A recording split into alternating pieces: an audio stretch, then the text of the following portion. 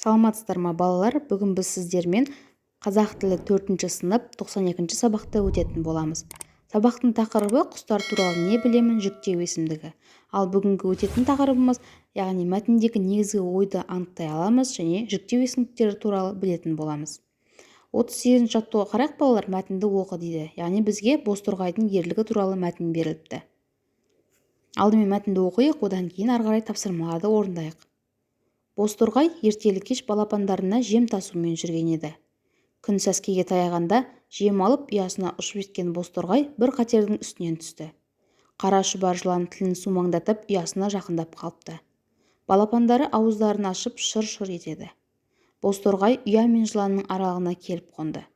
Мына сорлы қайтеді, жан керек болса, былай тұр жолымнан, деді жылан басын көтеріп. Сен менің балапандарымды жемексің. Қалайша мен саған жол бермекпін? Жоқ, ол болмас. Онда өзіңді жеймін. Жей алмайсың. Не дейсің? Бозторғай жыланға қыр көрсетті дегенді кім естіген? Кім естісе, ол естісін. Мен балапандарымды тастап кете алмаймын. Одан да өзімнің өлгенім жақсы. Онда кел бері, түс аузыма. Аш аузыңды. Жылан аузын ашып көзін жұмды. Бозторғайға да керек осы еді. Жыланды шап беріп, екі аяғымен басынан мықтап бүріп, көтеріп әкетті. Бозторғай шырқай ұшып, ту биіктен жыланды жалпақ тастың үстіне тастап кеп жіберді.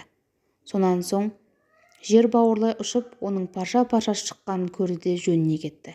Бозторғай бұл ерлікке балалар үшін барған еді. Мәтіннің авторы Әлдихан Қалдыбаев.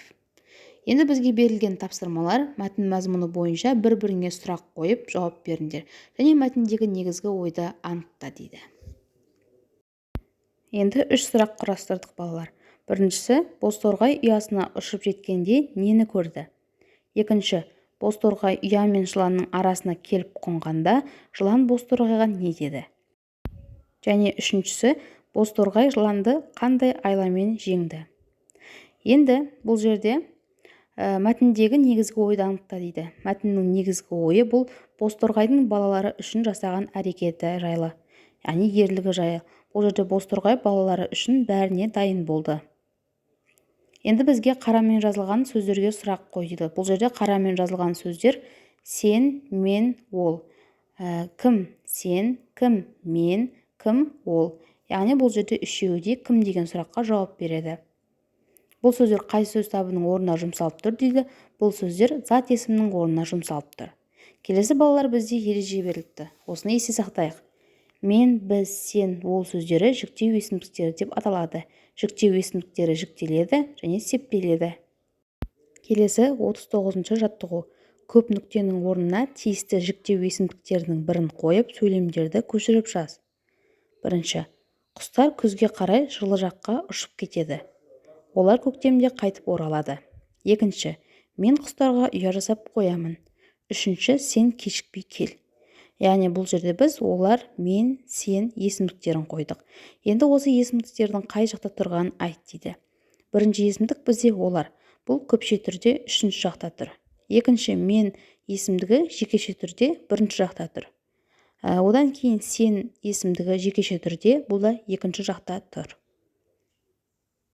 Енді 40-шы жаттығу.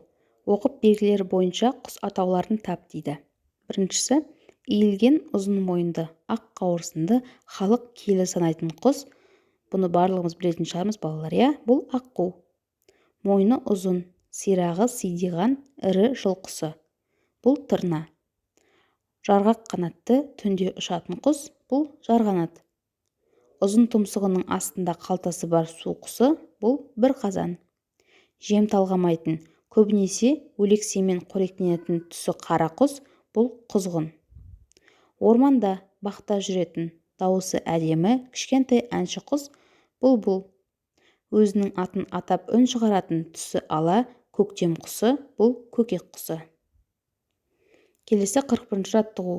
Жұмбақты жатқа жазып, шешуін тап делінген. Ұшқанлық қызық жалпылдап, өзі сондай қарқылдақ дейді. Жұмбақтың жауабы балалар бұл жерде қарға. Енді есімдікті тап, оның қай сөз табының орнына жұмсалып тұрғанын айт дейді. Бұл жерде есімдік өзі. Өзі есімдігі бұл жерде зат есімнің орнына жұмсалып тұр. Балалар, осымен бүгінгі біздің сабағымыз аяқталды. келесі сабақтарды жоғалтып алмас үшін менің каналыма міндетті түрде тіркеліп лайк басуды ұмытпаңыздар. Сау болыңыздар балалар.